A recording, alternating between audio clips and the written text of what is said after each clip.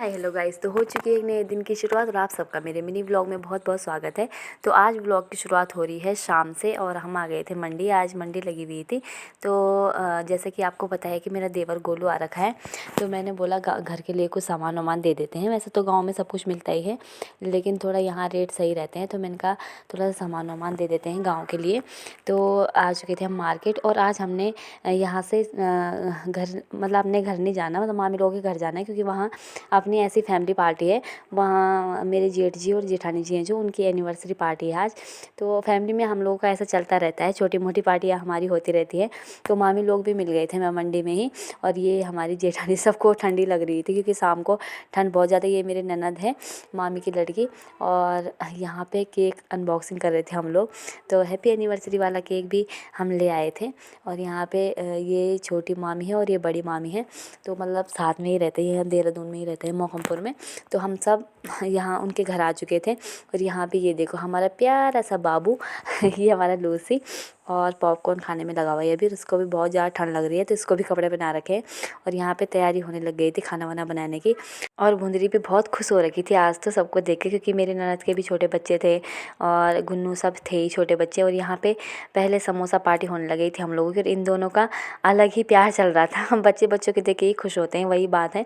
तो ये दोनों अलग ही लगे हुए थे। और ये हमारी जेठानी जी जिनकी एनिवर्सरी है, तो वो तैयार व्यार होके आ चुके थे।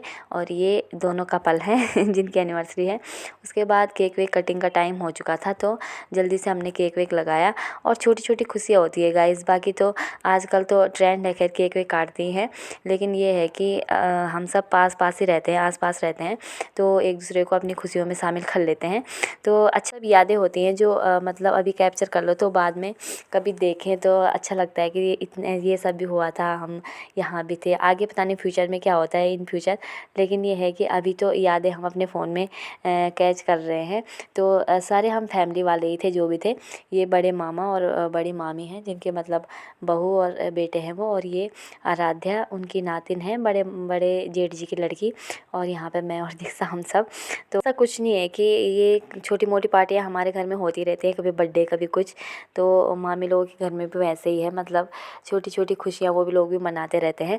और यहाँ पे दीक्षा इसको अलग ही खिलाने पे लगी हुई थी, क्योंकि वो भी रो रही थी।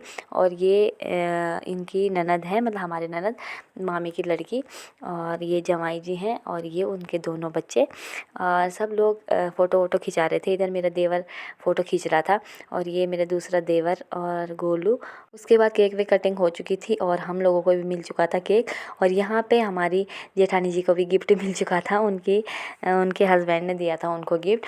और उसके बाद जल्दी जल्दी से यहाँ पे खाना खाने की भी तैयारी हो चुकी थी। किसी ने खा लिया था, कोई खा रहा था, किसी ने बाद में खाना था। फैमिली में ऐसे ही चलता रहता है।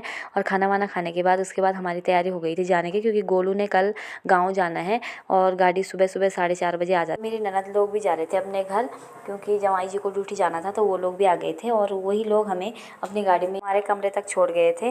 और गोलू की भी जल्दी जल्दी से हमने पैकिंग करी जल्दी जल्दी। और करते हैं इस ब्लॉग को and. Thank you so much guys.